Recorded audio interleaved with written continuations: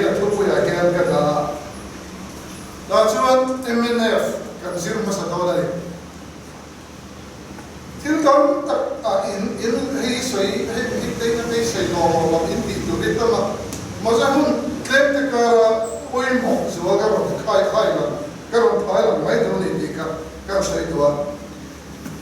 da ro re na ti che te no rule of law aya lawlessness sarkar heti mai hian a chiang in ka ria pu ria da cha soi da se ke ai mai nam soi da ria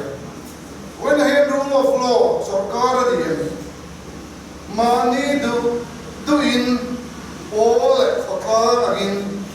ro re la an ken ko ta do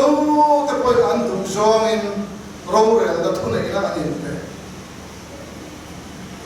chu Confess sarkar achepel independent sarkar ni ila udang hunakhian military coup amo heltam taksilai nena leka iddo all indone aom don chiam pa tisen chuana na samudam mase kan nam lo anchurchil kan nam lo ta kan thomson India sarkar chaptakin min kuam ko fa in ke manir wa dan ro le na om jenei nya lawa thuk so po in thisen e achko lawa kan fan nei ani itimaya chu thila chuan champhai na la re po hi dan om jenei lo ra oi te kan so Congress sarkar lo tindir khan pulian sai la bane department pasari agriculture le allied sector department te baka finance DPNL planning kan chana chu allied te chu agriculture allied department atuan horticulture atelani ichuan champhai le la grape growers society foi tu de association foi tu de kama fisa anlo lenga Mizoram sarkari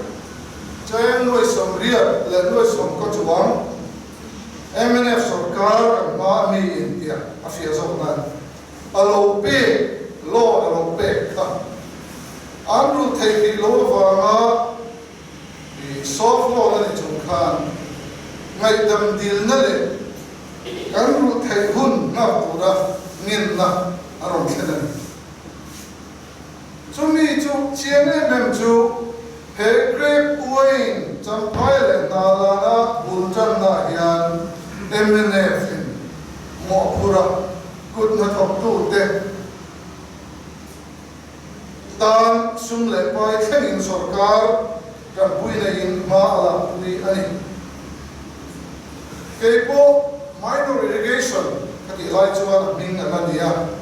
wala chuan ming kha kati to ar nala na ka hankala lai liphai ram kathira bu ti sanga chuang a tin singa chuang thar theina tu rani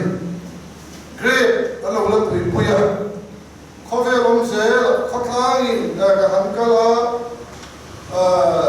bo alo tala wa chi bo cho sen lo koi tam takla kha ai ka pin elo choi mo ya chuan ruai ka thwe muk ba ko fa tlam ma thu ka soya chu te ka thu soi chu koi la toi te ka soi tua lai pa ya khon bu tin singa ta te na in le ya he in grade point I cover world class chuan asang lo bani chu wang chuan helam ai hian in grade in zu de po in de kodam chuan cover kal zela permit te pe alani anga tla chuan anmani bel an pe ala alani anga chu wang chuan khatia ang kha ani chuan in grade point khathai lo pun te alo ma chumi ani wang chuan grade in boy fa kheti love khuda kon nai thokanga MI JC site office SDO hovin garunda cheng hoi bial se som garunda chuni chon bu khu ti sama in thar tel tu ra dikatian am pure maya amara chon lam bharsa dakas ko soi ji bilo wala ka soi tu madilo chu vang chuan sarkar khan alo piani voin ni khem pa sarkar hian ala patronize ala support Dona sarkar andin le po hian na laina grade an so le dor ka according sa vector angle function to chunka Dr. Thiamsa na hian ahan so no na ahan hong le khapani ka anni hi ka hon tura wang ba hi hon to sa da han so no na an hong na fe ni ka im spek kan di chuan tura kan din mun chu Great China Pala. A sort of call it, Sumro, Lekatism, Zumpo, Sarkari, that's a porta. This one, two wing, two, Duna Pocket, Mega, little Nuitel, Duna here, on Comegan. This one, I saw looking at I saw a done in a puddle of Lutani. See, in this, I made him to table. In the himself and the dim near Pocorello, in Lambi. And Vakala Millennium Zoom, Mando and Fatia. And Nila. So I don't do a beer, Purchi and Tinder. And by my trophy loving Excise Minister of Honor, average what they talk, my This one alcohol and a vitamin. And to show you the zoo and the Master Caesar list, Ganamina, Bakat, liquor, and the zoo, spirit, whiskey, rum, and the Bakat, wine. Chuchuni, zoo, Tamasiap to the spirit, zoo of the Bakat, Chu the chungchun, ani tunu chu, ani zong, lon la, check, alokum song, de, alo in pay punto. A capital zong, we some nivel, alo invest, aka, anchu sa fight the land, mate. A chin pal, a sorbon pal, a so suasa, kalit halo, in dan role, the end. Herum hinting a caldone, as of Garhin a Calpidone, of a Manaka. Governor to the Roda Antia. Oyematua, 5 bucks and I Sancho, Spirit at El Chuan, Antia. Massa Spirit to the Jolava, myself, alcohol, 5 bucks and I Sancho. And when again 11% fell at Antia, yeah, 14% the polymetric. It's in jail. Just can do lower the Ako Ramsway to one page. Uwain Chungja here, so you hold up and they lower and Matogan Nilo and the Sadeto. Titi Ponito, Uncle Randy Puiten could not talk to them how the Cantarania. Go run out to the Chuan, had I here paid carefully, met Candle, went to Ani. En sarkar hinge ingen na ito. En dadrore hinge erama henga kuentu. Boy na hinan soifi hinga pudan. Apa ni ito ka soidan dadrore lahi. Kuva sarkar siap terkan apu bazum darate aku delai tu mukha. Ministry la Luna, Wimbo, Anglo Fatu, Tito, social media attacking country. So we pay a Matsuan, Lola, Manipur, me, Lun Matsuan, I chocolate, Solomid, Ome. Jay had talked to her advisor to see a principal advisor of Timothy. Jay had talked to her of Bogani. Nite soiru re da chuan chu ni ta tui pui zong la sim tui pui zong he lo in nila kuva smart clean turu ta le mai ni ti chuan kuva smart clean turu le maya ma se sarkar chuan akhapani akhapa ma se sarkar ina khap chuan Deputy Commissioner Chan Phai chuan chu dan lo thil chu athum nei nei an hawar ta chu DC a chuan laka chuan FIR siamin case ram taka file ania chu DC kilai mi puina ui ngoi chu transfer oi la hian dan gen ko tu Deputy Commissioner me Hera ma hian an him tol ni hian Hera ma hian sarkar in thunei na ken ko tura district administrator arwat te poi him na an nei tol ni hian Hera him din nge kan karta rule of law che nge ni ta khoya ne om ta ne hemi tra ta kan kong sira Tudik chu atuzong tami, wai ku daong tami. Chu vain Jerusalem ku tung ding le tura, Heron siam fatura kan beidon hian. Gal chuom le man ruane, kan le thode thum no ne. An chelo tu de kara Heron tan hian, Congress se kan thok chu ai le. A siam le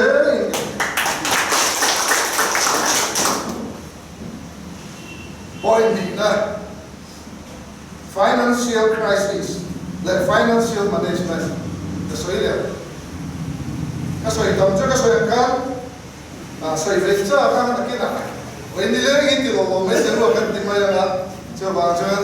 until they put up, I get like a swimming. MNF Sarkar financial management, a failure. Sri Lanka kunila central atama anhar belo tu omlo devolution fund central atama kan tax don vetur kan share of taxes zong hi lo lut tu rom velo sela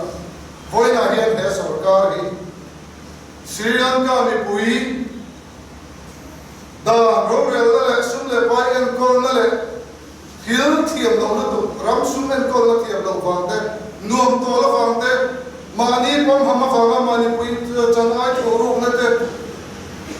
tu de na vanga bangla lu chu president khoi nga kan bo ko ke do hian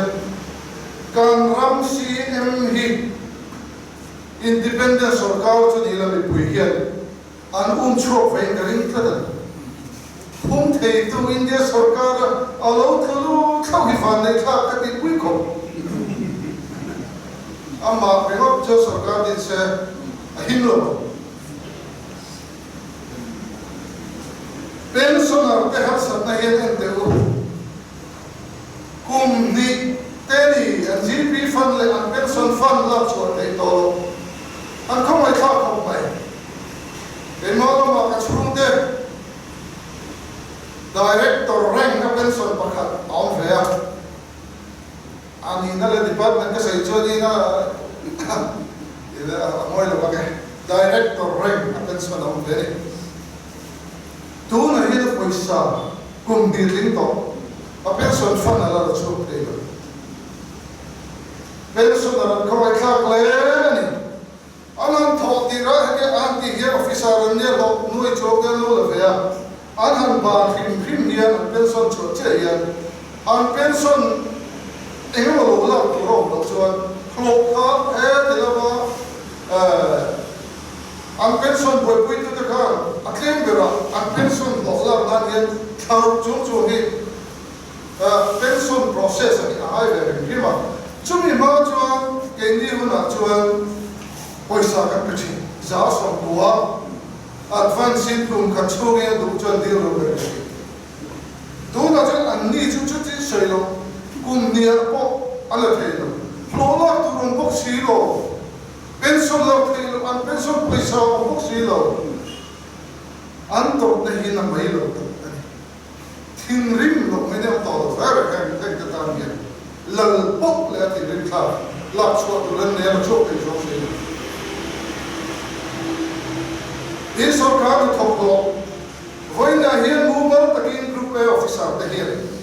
aku nak lo anh làm ai tàu rồi mà anh không ai khác group A là có group B được còn gì he mà họ rất này còn muốn về rồi ít hơn ông mà ít còn thằng này còn sao cả in si ra khá là ông phết anh không ai khác cái gì tôi muốn là làm thế đó सरकार पैसा द खो अलो थिन खो मा जुन खालो थर से क्रॉस कांग्रेस सरकार जुन निसम थुम मा था तो जुन निसम थुम खदा था तो जुन थुम खदा नि थुम बिदु मन थंगाय लो जुजुनि इन GB fund withdraw in Congress सरकार in traffic tôi là hiện em mà đi thấy rồi, ít đầm lâu na vangin, chú đi đầm lâu na vangin, phải pan ngay là sở cá mà học này nỉ là, nói xong lý xong ngã, có phải sở ôn này là, nói sở cá là đúng, nói xong nỉ cái là suốt đúng, cái nụ bụi cái pasal cái pha, cái nụ cái pa, cái u nào pa tan hiện, cái insect số pa nỉ, anh nụ nỉ chăm cái đúng nỉ, thì mà là, phải này hiện mi पैसा पोक्तुरी बोलो जन इउ नाव का इच्छन पे दो GP fund withdraw तो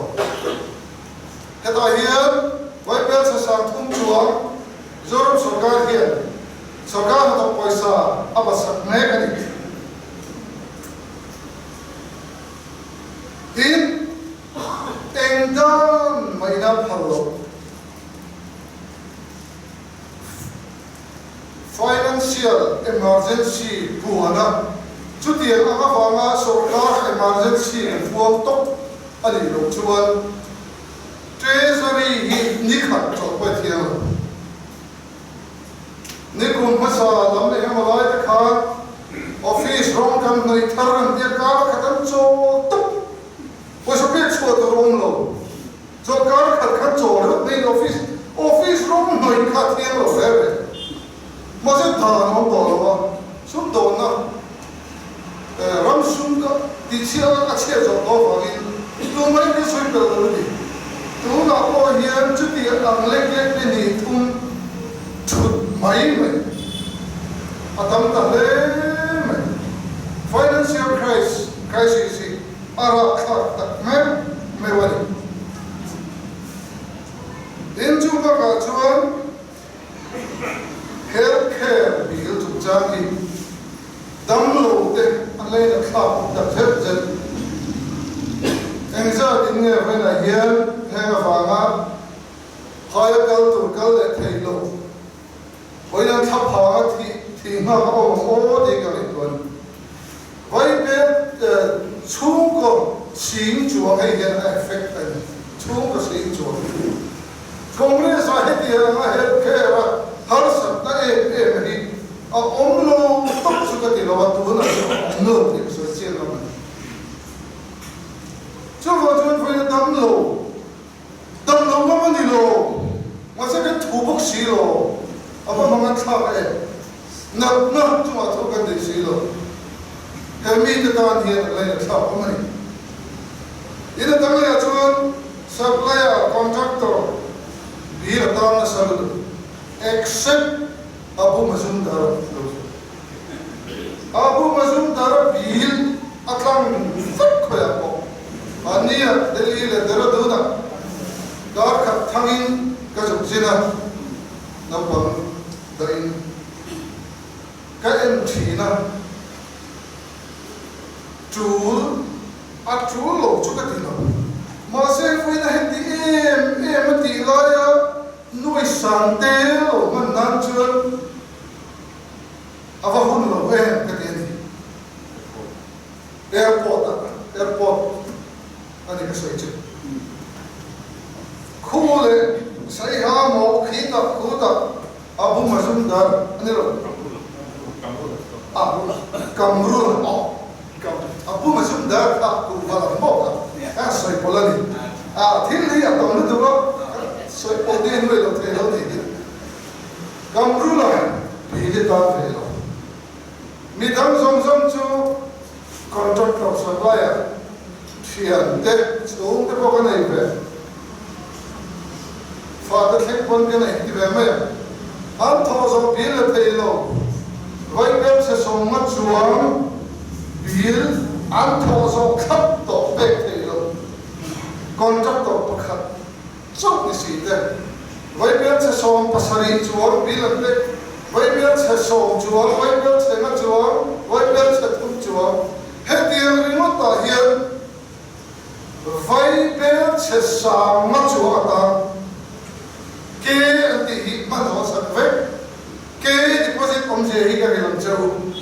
cái hiện पैसा देख लो हो ना बोम का हो ना पैसा लो ông mình lo anh ninh này cái mang zo hay mà hi đi đam này anh ninh anh hiện cái là hiện ninh पैसा bao nhiêu chúng tôi sẽ tiền nó chơi cái mình zo fix anh mong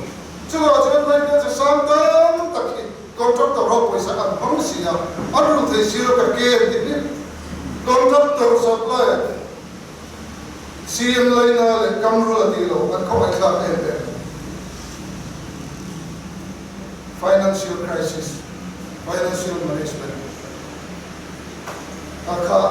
to le mai Congress sarkar ऐसे है रोरे ना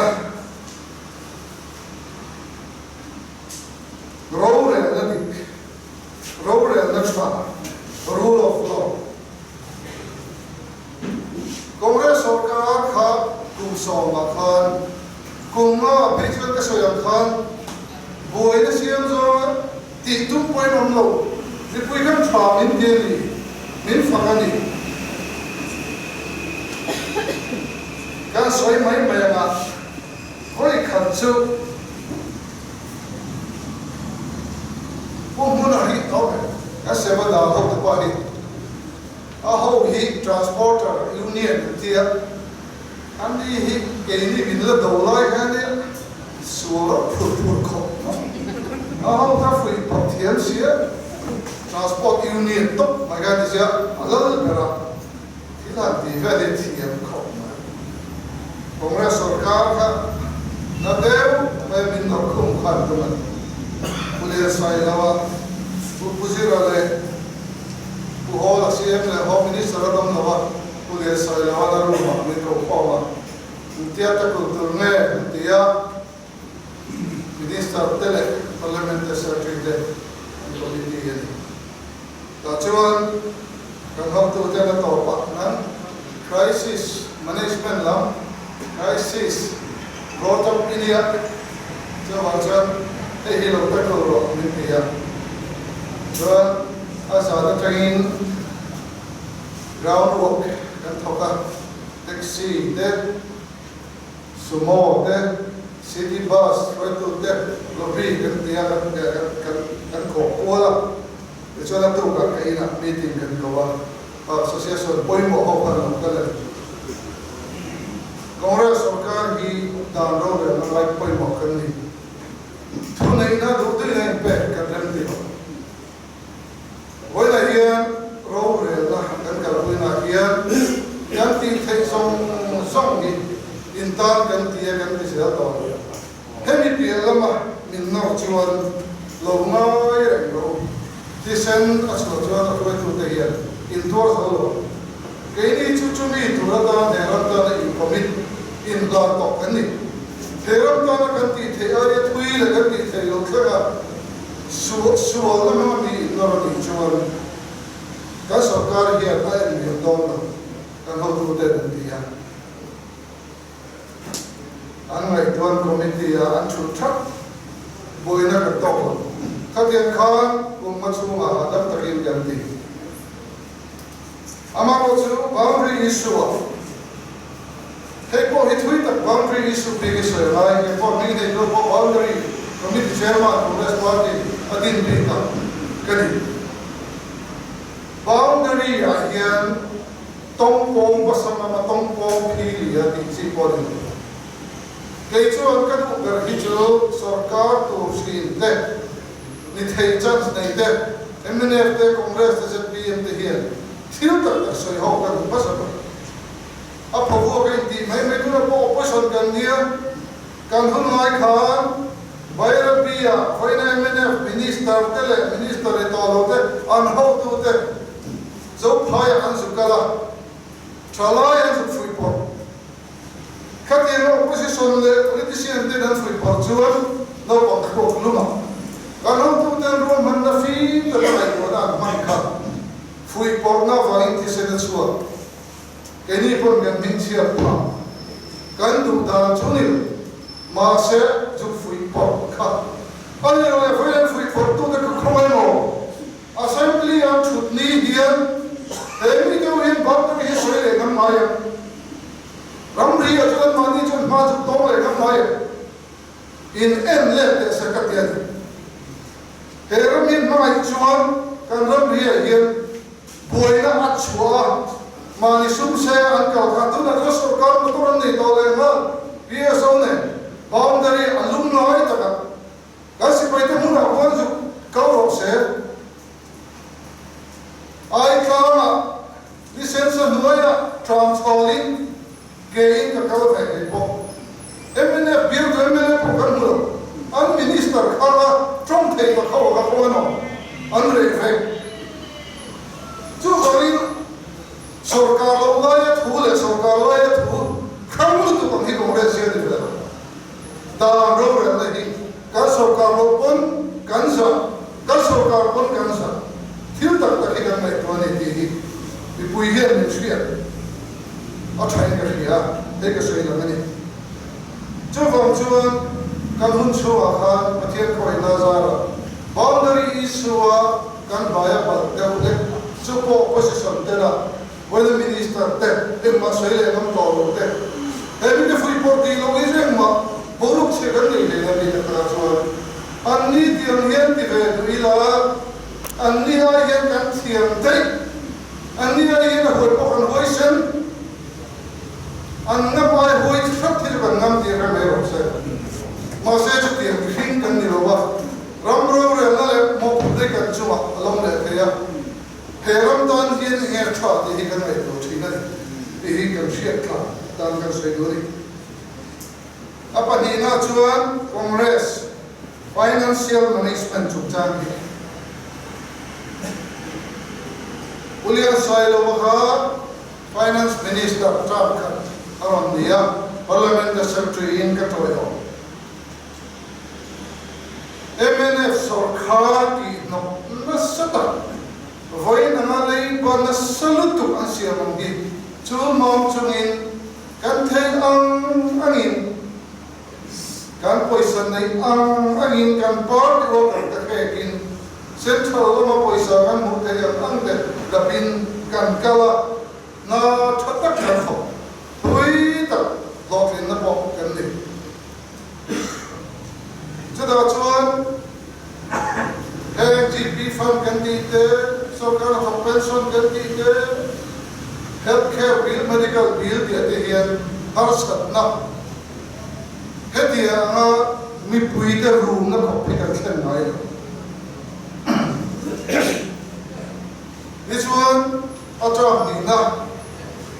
boleh saya lawan, ban mereka begin mencari sana. Sekali huai nak kah, jauh pai nak lauti, pusat dah. Atau jauh le, kalau jauh pas saya tiap hari kau cakap. MZP in corruption, develop sarkar officer tanah Congress ini terlalu dur pada finance Minister kan le Congress. Heti cumia ni dia bukan siat view dia le dia. Hangai tu mamuli itu dia. Paklah hisap pun MZP na michapanian kan Congress yang Finance Minister kan dia. Cuti cuma sarkar chalo. Angam ini hasil itu dia. Ang Finance Minister na ini le o thon Kasih lo, kacau kami bakar kacau. atu apian tan GP fund kan fe ka hachian khop ke hi asia tu tam kar ka ni fe minister hian asia tablu thuk lo zo kum khata kho vai bel che zanga atanga vai bel che zaru GP fund ringot thikan registry apui hem hemania kan sum kho kho ma takin chu chu vai bel che zanga atanga vai bel che zaru emene vien kum kara vai bel che zanga pe hanzo pe chu chu tunga so ka tha le chu chu pension chhuak tu an chhuak ma kum khata office order siam thatin financing circular chua chuta chuan pension chhuak tu re in chhuak ma thak kum khata za som kwa dil thei in paisala tu adu zong zong in dil kan ti ni chu tuna hian kum dial an pe thei lo kein chhuak ma kum khata za som kwa kum khat po an pension engam vel department lo ma lo process sa ko de pose an du le in sa an du le motor le ma an du le fore na jema a ko form da jeri an du tu de de za sam ko hi a din zong de na ta de ana mai lo se do na hi de nge ti kum ni do ko pe ti lo la ma ni chu in kasayam khan healthcare vila hetia harsat nahi kan lo to ken ka ka lo pa to te ni sia ke chuan phia tham soi tham lo men ka tuang takin kan kalin ka chu vong chuan summen ko na hian congress la MNA vi khai kin chen lo ti congress ni pui chau ni mizo mi pui hian ni chia chak se ka do सरकार सिम ले दूनी चुन अथम ले दूनी चुन हे ने तंग हिम मिनते सेवा kan दुवर अतो lam kan nei trap NLP soidon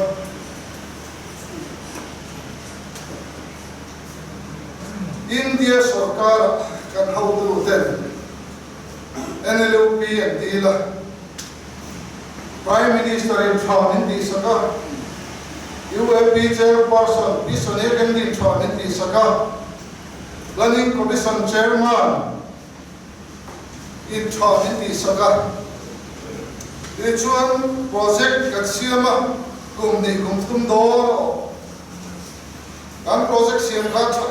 ne mai mase an mani min du ulu saklu du bangin kumtum da tangin sum kan pachok tana.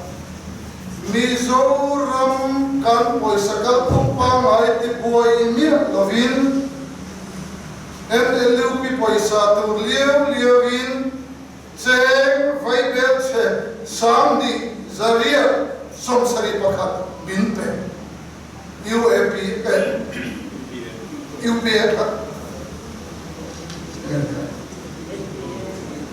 or NPA chút tiền khổng chuan vậy bây giờ sáng thì giờ đi sắm sấy khăn khăn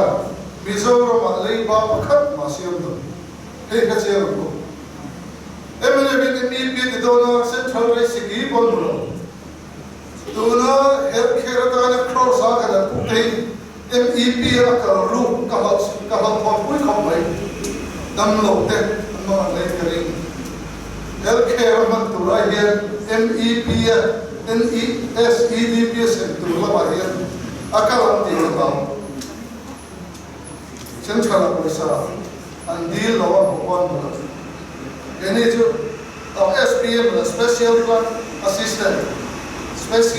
assistant atagin din ben hemi rang hian chung ko har sale khai chu ngai te chung ko si khat sa na ne na chen nuai khat le a chung lam deu te in tran pui na kan pe a chung ko sam tam takin mal som na le block pui na din chua pui na ei zon na ngang le an din pui ani in heavy NLUP no te dia ka soi thin NLUP hian no te ken ania state budget atanga 11% za aso pakhat agriculture le allied sector da thei state sarkar te hena central here RKVI program lian pui mai vai bel sang tam tak central apuan don khe chok la uma chu chok la don khe chu do tu chuan state budget atanga agriculture the here H&VT horticulture fishery soil Mizoram chuan sericulture kan thal del fo chung chu budget 11% kan da the wangin RKVY project siam owatia heta hian vai bill che zanga dang kan mu bel ya agriculture chu ho chuan voin ni kham tu la ka soil department infrastructure road with building thadele equipment Entina sericulture akal pula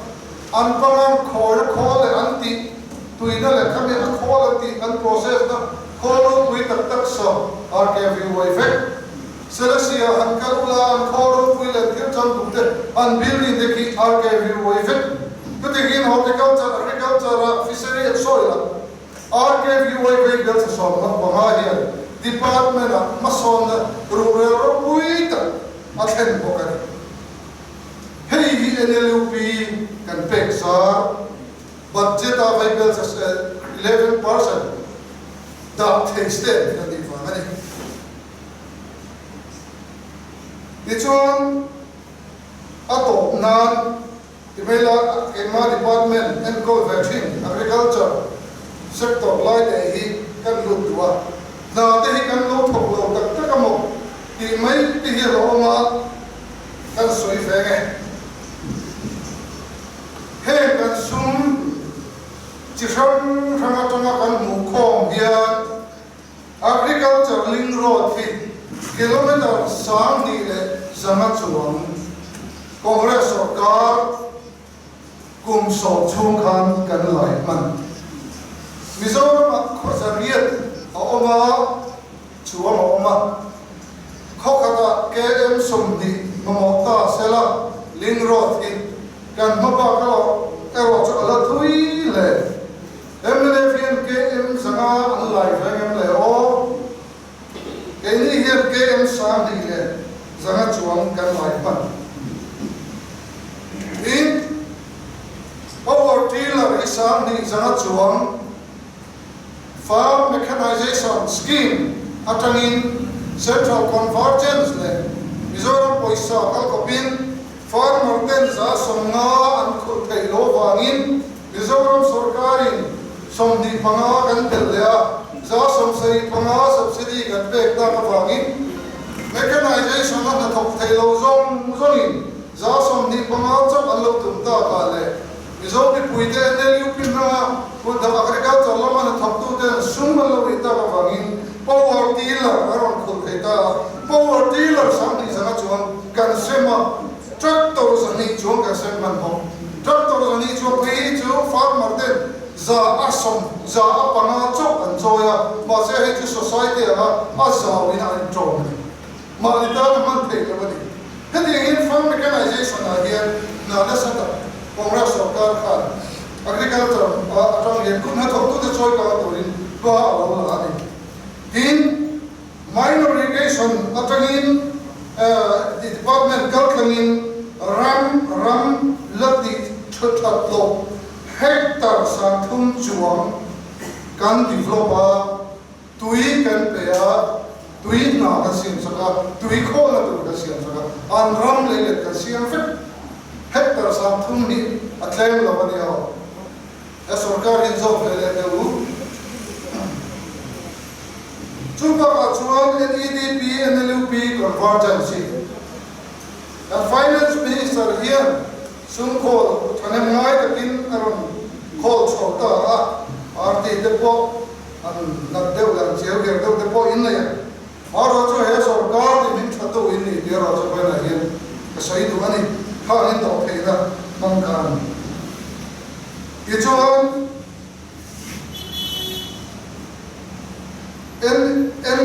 NLUP convergence here NEDP atangin chung ko singli le sanga kan pui le a le chuan ma kan lo si ka sanga ne chung ko sing khat le sang kwal o sing chung ko sing khat le sang kwal good na thok tu le ta poisa an mani e zon na ti pui sina le ti chat na kan pui le ta ani in the EDP can voice a call finance minister a call mga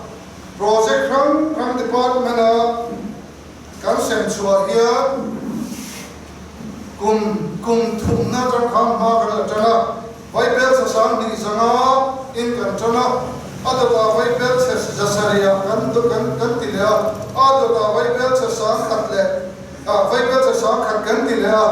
kum thum chung here NEDP bang here department of infrastructure ro kuita takle ko na thok tu te chi thang sangini ti department so ka nan hian mason ram mason ro ra sin nan hian voi bel sa sa ka za losom na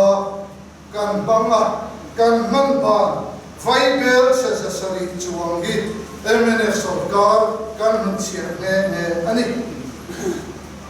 chú khăn chia vào chú anh hậu tụi bay nó chia quý cái gì vậy chú khá đến khi cho nó lụt hùng cái ta sụp chú lại hùng tụi nó mất đi hăng nó hùng mày ông ra sarkar hậu tụi tên management thật là phim tất cả thuốc mang lâu thọ lên chém tất cả lâu thì cả thằng bố thêm vào màu chú ini hăng dấu quất mày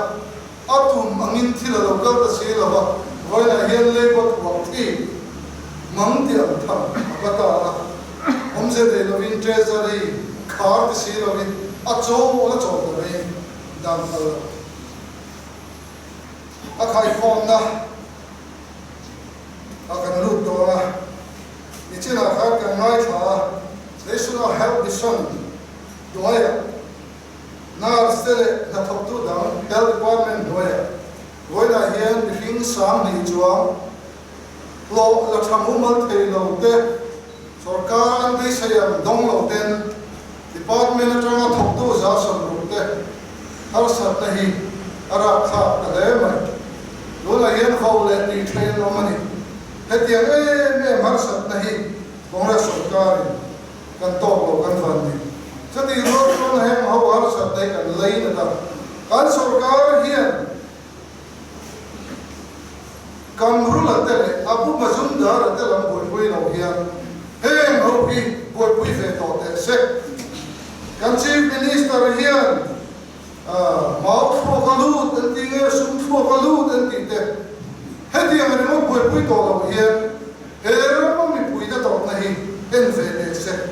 ti kan ngen sak na ani ina to opera chuan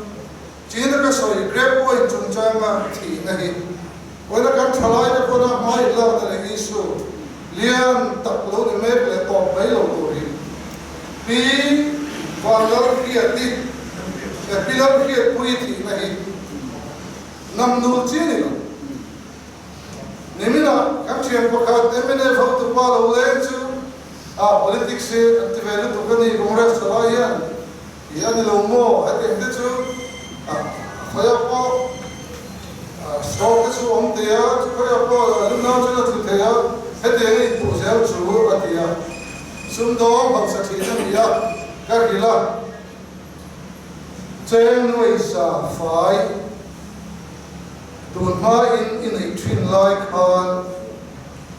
chen noi sa fai kho tu khan isum do na kha na sa ta ka kum so te Chin lai khan ipoi sanei zong za asom kwa noi za dep tho kha ithil lo le ina tho na kha dan tam ni lo hau si lo vin sarkari minister thai ke man sela e chun nang ma chun chu thil chun win e fa ga ni mi chung cha to in ngai to win nang mai ngai to he mei thai le ma kum som ma chu te lo ni to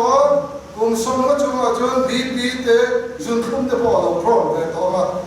chu da chun kha am am to na sar tu kha